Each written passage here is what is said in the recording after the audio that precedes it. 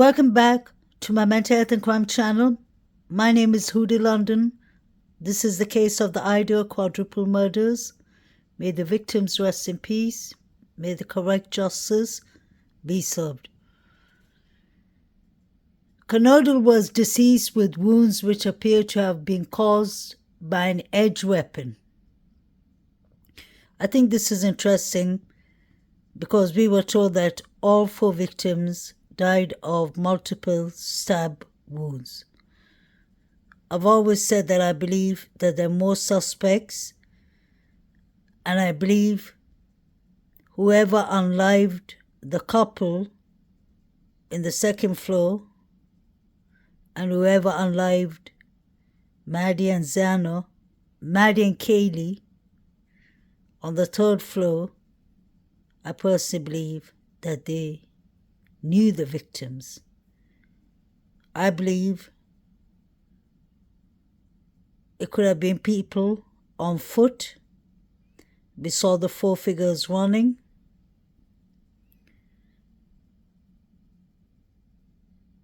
We know that Xana fought for her life, just trying to grab the knife, trigger warning. Her hands were badly severed.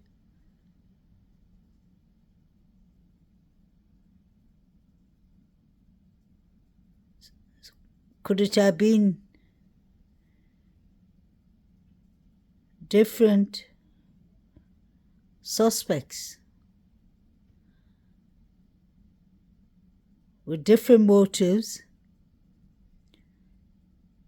and more weapons? Because it doesn't look like the same weapon was used on all 4 victims. Xana was said to have been on TikTok at 17 minutes past 4 a.m., according to the police. But I believe she could have had a TikTok on, or somebody else could have been using it. Doesn't necessarily prove that Xana herself was on the TikTok. And where is the dash driver, is it called? The food driver was supposed to come. We didn't see him. They showed us Brian Christopher Koberger's allegedly white car, Hyundai, coming in, but we never saw any food being delivered. Xana's father said she was going to order food at midnight. So why would she order food twice? Stacy Chapman, that's Ethan, his mother, put this up on Facebook in January 2022. She said, "We've spent the last 8 weeks, besides the obvious, focus on Maisie and Hunter, cards, talks, walks, hikes, tears, you name it. Yesterday we successfully dropped them off back at the University of Idaho. Hunter was very glad to be back at the fraternity, and Maisie was warming up to the idea. But it was so good to hear all the girls squeal with delight upon seeing her. It did this mama's heart good to hear that. The support from the University of Idaho and the MPD ISP has been profound. Maisie and Hunter are rock stars, and we couldn't be more proud of them." That's good. Their job now is just to be kids, start where they left off. Keep goals and aspirations in mind. For an update, anything we eaten had is now frozen with the defense. For us, it involves 2 vehicles ease belonging, and a nice set of golf clubs. We've met with prosecutors, handled media inquiries, hopefully respectfully, managed, grieved, talked and continued to try and process our new normal. However, nothing has changed. We spend no time being angry. That would be energy not well spent, and it still wouldn't change the outcome. That is so true. So true. I feel sorry for them. We have to look ahead. What we've confirmed, Ethan is who he was because of our family. His foundation was unwavering. He was so loved and didn't know anything different. He was profoundly supported, and our family of 5 was different than others and so very special. He loved unconditionally. He was loyal to all. He was special. He loved unconditionally. He was loyal to all. He was inclusively carefree, happy, just the best person you could ever meet. The stories are endless and amazing. He touched lives we had no idea existed. That's sad. He loved unconditionally. He was loyal to all. He was inclusively carefree, happy, just the best person you could ever meet. The stories are endless and amazing. He touched lives we had no idea existed. He was incredible. May God bless him. It's so sad. I think everyone has a way of moving on when they're grieving, because they're 4 different separate families. They have their own ways of grieving. And I think Stacy is moving forward for Maisie and Hunter's sake. I don't blame her. But I wish she stood up for not demolishing the house. I think the Chapman family just want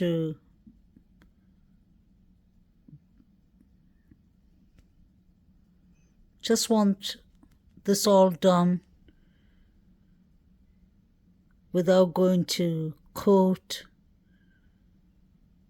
or finding out more. They did a private autopsy for their son. I wonder what the results was. Is that why they're quiet? I just have a feeling Stacy knows more.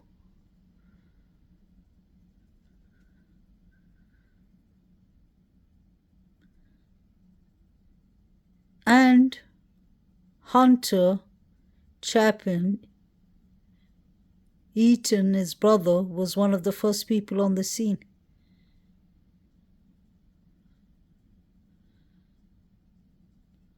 Trigger warning. This picture just blows my mind. Who would take a picture with a large weapon? Looks like DM dressed up for the picture. Wonder if it's a threat. It just shows that these people have access to large knives. Isn't that what the police are searching for?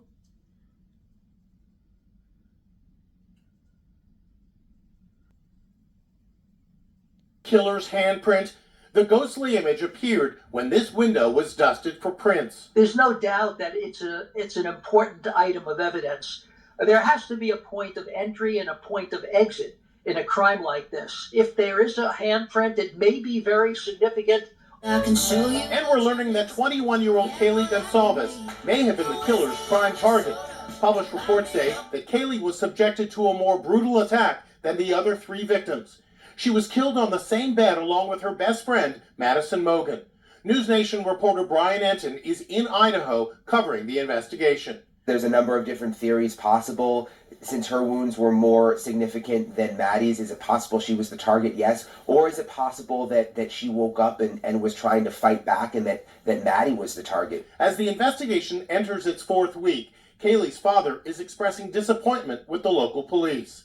Do you feel confident in the police investigation and the people investigating right now?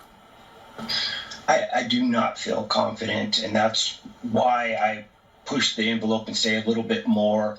I hate to be that guy, but there's a job to do for everybody. Has a job and a role to play, and this includes, this is my role as the parent. He says he's raising money to hire a private detective.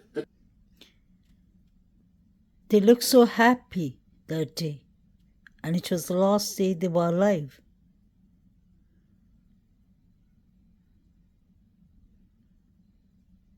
Why didn't Dylan and Bethany call 911?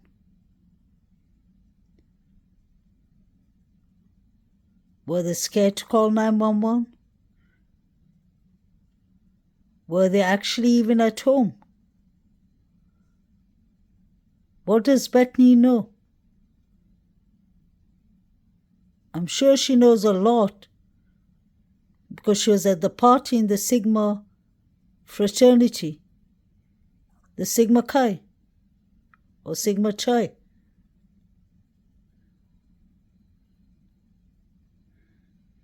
Kaylee and Maddie came home at 1:45, 1:56 actually.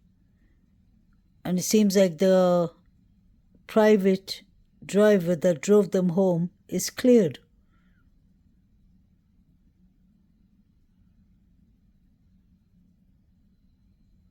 But when did Xana come home?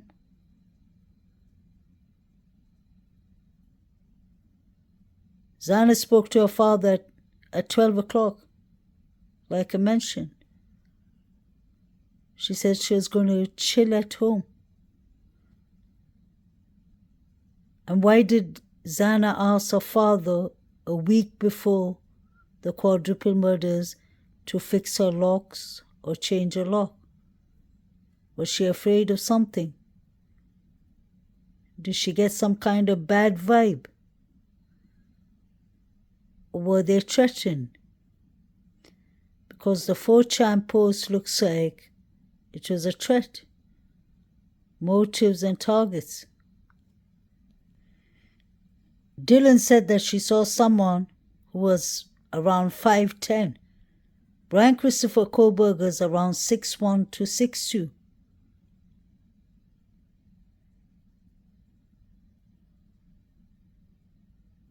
So who did she see in the dark? Eyebrows is not the first thing you would have noticed. I believe eyes is more powerful. You see people's eyes, the eyebrows comes later. And it was dark in the house. It was just a good vibes light that was on. So who did she see? Did she actually see Brian Christopher Koberger? He's a tall man. I believe she would have noticed. At the start, Dylan said that she was sleeping in the first floor. She did not see anything. So how come they're saying now that Dylan saw someone with bushy eyebrows, a mask, and black clothing?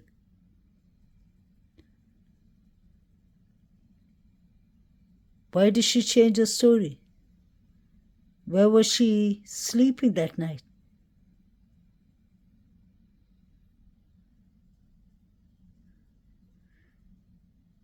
Steve Congalvis said clearly that there was a battle, a hell of a battle, downstairs. That sounds like it was more than one suspect involved. And Dylan thought that there was a party upstairs. She opened the door and she asked Kaylee and Maddie to keep it down. So was the Sigma fraternity boys or other fraternity boys upstairs.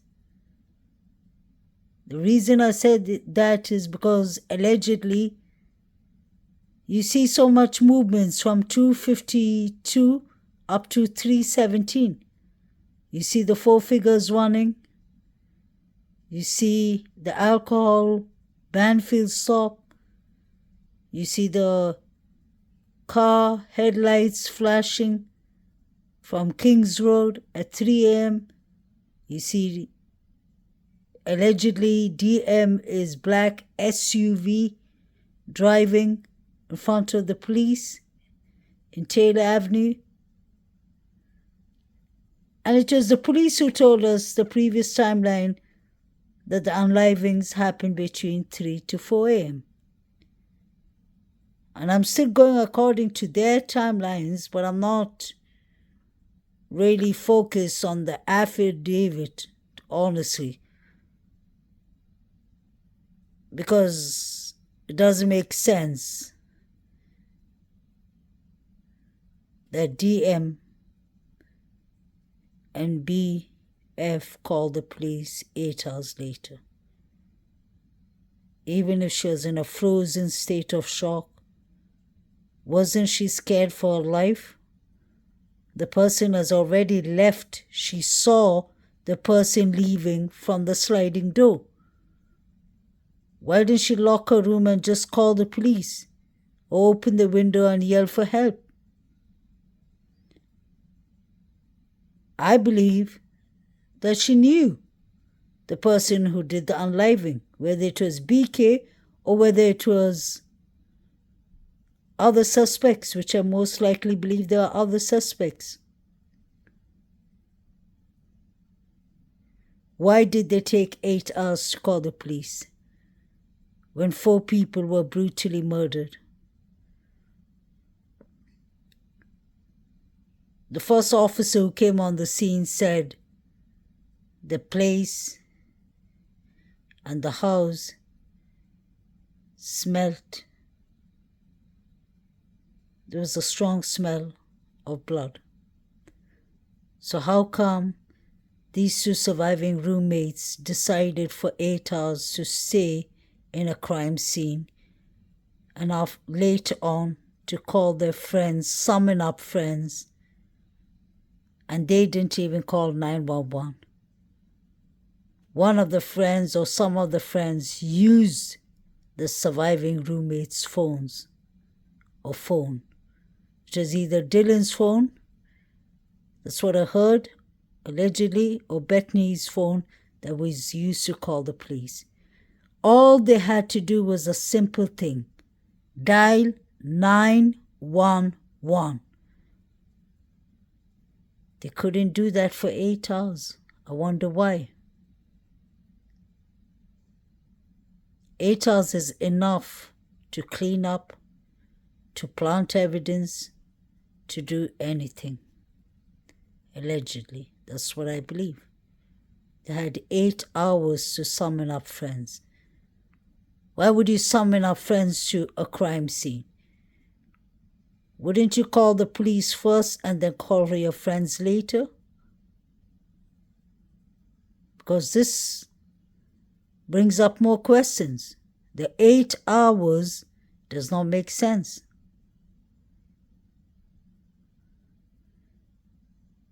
DM was hearing things. She said she heard Kaylee saying there's somebody here, and it could have been Xana. Wasn't she scared every time she opened her door, and she opened her door thrice? She even saw the person who did this horrific quadruple murders allegedly passing by her. He may have not have noticed her, but it doesn't make sense because he would have heard the creaking sound of somebody opening the door. The floor makes a lot of noise in the house. Wasn't Dylan scared when she kept on opening her door? She wasn't scared to open the door thrice, but she was scared to call the police. How does that make sense? What did the two surviving roommates know? What did they actually hear? Were they actually at home when this was happening? Why was the front door left open? Did one or two of them run from the front door?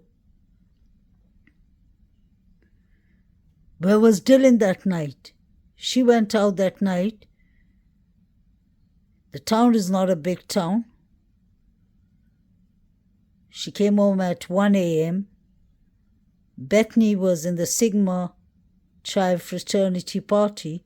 She allegedly came home at 1 a.m. and allegedly they both were sleeping. If they were sleeping when they came home, how would they know that Xana,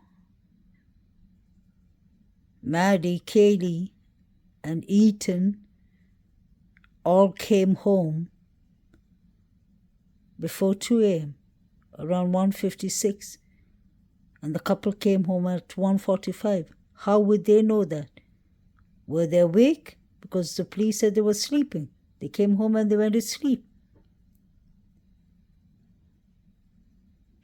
Was there a party? And things went bad. Things went south. Could that be possible?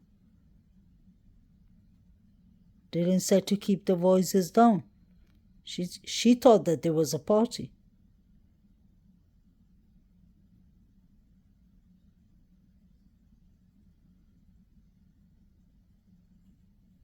What happened to the 3 unidentified male DNAs? Ann Taylor has been asking, requesting, demanding for it, but they don't have it. Why is the prosecution not handing this over? This is important. And this was found on the Good Vibes picture. The fingerprints appeared when this window, the Good Vibes sign, was dusted. So was there a struggle there? Was Xana sitting and maybe eating in the living room when this happened?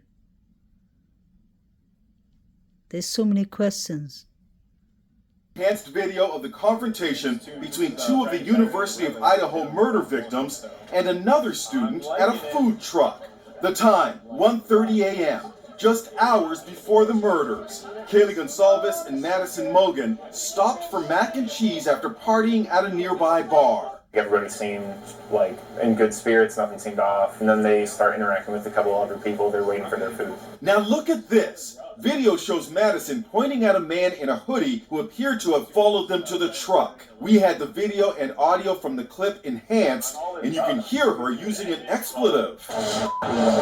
Blank you, mister, she says. Police have already announced they have cleared the young man in the hoodie. Audio engineer Anthony Nelson enhanced the audio for Inside Edition. What do you hear in that instant? She says, you. So, was there an argument? If so, what was it about? Kaylee's parents say in their opinion, some of the individuals have been cleared too prematurely. Nancy Grace. We have David Lodge and his friends standing behind on the left hand side. If you pay attention to them, the 3 guys near the glass window, you can see directly that they're looking at Maddie and Kaylee. And those are the Sigma Chi boys. There's Xana and Ethan had a fight with that night, allegedly. David L. is the one that allegedly uses steroids. And you can imagine how dangerous that is for him, his behavior, and he could have done reckless things. You can see him there with the yellow hoodie and his hands in his pocket. It just looks like everyone is waiting for the girls and everyone is watching them. It's really sad. But I believe the grub truck holds a lot of evidence, definitely. And the Banfield body cam is important too. I personally believe that. Look at Jovito and his friend, was it Aiden, looking at Maddie. It seems like everyone is looking at the girls. Pay attention. Maddie's looking at Aiden. That's a bit strange.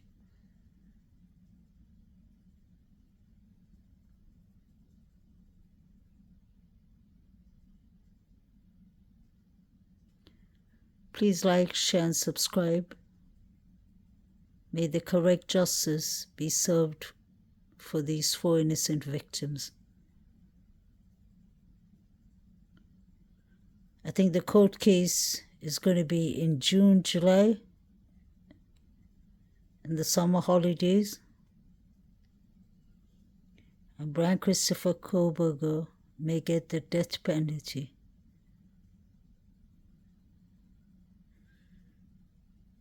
Or he actually is going to get it. But then it's sad if it wasn't him or if there are others involved. But he's eager to be exonerated. So let's see how that goes. Please like, share, and